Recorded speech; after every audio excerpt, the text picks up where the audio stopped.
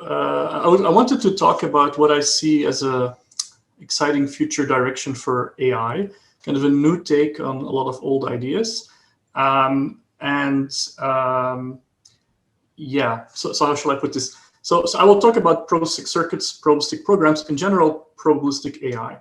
And probabilistic AI has been around for a while, but there's this exciting new wave of ideas that is kind of popping up recently that I think is going to really have a lot of impact and also connect very well to what machine learners care about, and so on and so on. And so that will be computational abstractions.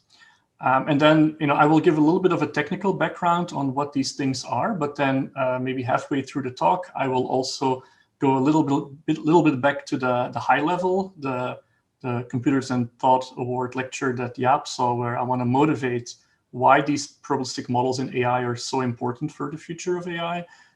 So, after a little bit of technical background, I hope to convince you of that fact. All right. So let me try to be provocative, out with the old, in with the new.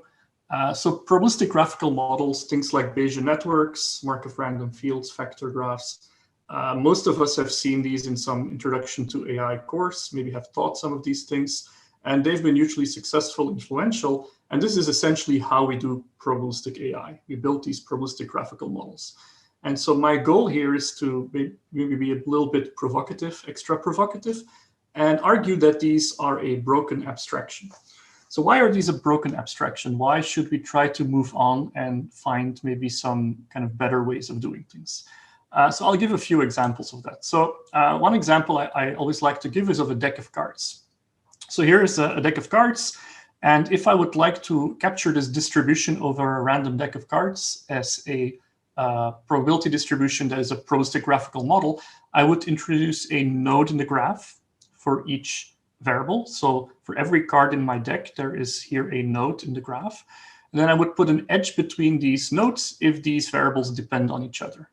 Right? That's how you build Bayesian networks. That's how you build vector graphs. Unfortunately here, if you would draw this graph, it would be completely connected. There is no structure here because everything depends on everything. If I tell you that the top card is a 6 of hearts, then none of these other cards can be 6 of hearts. And so if I want to capture this very, very simple distribution, I'm already out of luck here with my graphical models.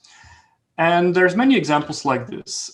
If you maybe are familiar with this subfield of AI called statistical relational learning, then the same thing happens. If I would like to build a model that says that if two people